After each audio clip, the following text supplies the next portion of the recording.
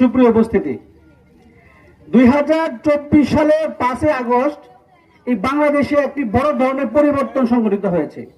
আপনারা সেটা এই দিরাইয়ের তারল ইউনিয়নে বসে সেটা উপলব্ধি করতে পেরেছেন, ঠিক কিনা? এই বাংলাদেশে একটি বড় ধরনের পরিবর্তন হয়ে গেছে।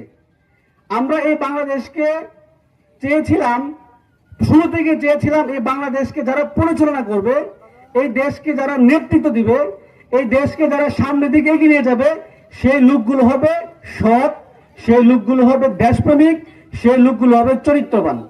এই তিনটি কোয়ালিটি সমন্বয়ে যে মানুষ এই বাংলাদেশের নেতৃত্বে আসবে, তাদের মাধ্যমে বাংলাদেশের কাঙ্ক্ষিত পরিবর্তন নিশ্চিত হবে, সেটাই ছিল আমাদের চূড়ান্ত প্রত্যাশা।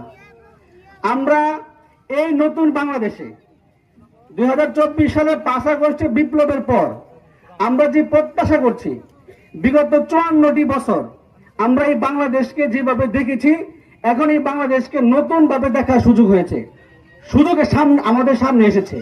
আপনারা জানেন, আমাদের এই বাংলাদেশ 1975 সালে বাংলাদেশের যে ইকোনমিক রেট ছিল, বর্তমান যে চীন বর্তমানে আমেরিকাকে টক্কর দেয়, সেই চীনের অর্থনৈতিক সক্ষমতা বা অর্থনৈতিক হার ছিল 1975 সালে বাংলাদেশের সমান।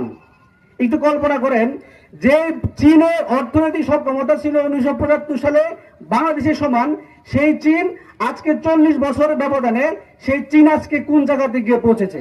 আর আমাদের বাংলাদেশ, সেই বাংলাদেশটাকে আমরা এখনো কোন জায়গাতে রেখে দিয়েছি। এর মূল কারণ হচ্ছে নেতৃত্বের আমূল পরিবর্তন। আমি এই দিরাই উপজেলার ভাটিপাড়া ইউনিয়নে গত 3 বছর যাবৎ নিয়মিত আমার আসা যাওয়া হয়। আমাদের ব্যক্তিগত কিছু কারণে এখানে নিয়মিত আসা যাওয়া হয়। এখানে মানুষের সাথে আমি খুব কাছ থেকে মিশেছি এবং দেখেছি এই দিরাই, এই সাল্লার, এই ভাটি অঞ্চলের মানুষের এই যে সামনে যে মৌসুম আসতেছে, এই মৌসুমে সবাই ধান লাগাবে। ধান লাগানোর পরে কিছুদিন পরে ধানগুলো কাটা হবে, ধান কাটার পরে তাদের আর কোনো কাজ নাই। সারাটা বছর তারা এই রাস্তাঘাট, সামাজিক অবকাঠামোগত উন্নয়নের অভাবে এই যুব সমাজ, এই তরুণ সমাজ, এই রিসোর্স গুলোকে আসলে আমাদের এই এলাকার মানুষগুলোকে কাজে লাগানো যায় নাই। এই মানুষগুলোকে এম্পাওয়ার করার জন্য, কাজে লাগানোর জন্য স্বপ্নদ্রষ্টা প্রয়োজন, চিন্তাশীল মানুষ প্রয়োজন। যে সকল মানুষের বুদ্ধি আছে, এই বুদ্ধিগুলোকে যারা কাজে লাগাতে পারে, সেই ধরনের মানুষ এই নতুন বাংলাদেশে এখন খুব বেশি প্রয়োজন। আমরা বিশ্বাস করি, ইসলামী ছাত্র শিবিরের নেতৃত্ব দেখাকালীন সময় আমরা দেখেছি অ্যাডভোকেট শিশির মোহাম্মদ মনির ভাই এই বাংলাদেশে যখন ইসলামী ছাত্র শিবিরের কেন্দ্রীয় দায়িত্ব পালন করেছেন, আমরা সেই নেতৃত্বের সুফল ইসলামী ছাত্র শিবিরে পেয়েছি, আলহামদুলিল্লাহ। সুপ্রিয় উপস্থিতি, সেই নেতৃত্বের সুফল এখন সময় এসেছে, সুযোগ এসেছে দিরাই সাল্লাবাসীর উন্নয়নের জন্য, মানুষের ভাগ্যের পরিবর্তনের জন্য, বাস্তবিক অর্থে মানুষের জন্য কাজ করার জন্য চিন্তাশীল মানুষ আমাদের সামনে এসেছে। আমরা সেই সুযোগ কি হাতছাড়া করতে চাই? কখনই আমরা হাতছাড়া করতে চাই না। মেধাবী, তরুণ এবং যোগ্যতা সম্পন্ন নেতৃত্ব আসলে পরে আমাদের সকলের ভাগ্যের উন্নয়ন হবে, সকলের সামাজিক, অর্থনৈতিক এবং অবকাঠামোগত উন্নয়ন হবে।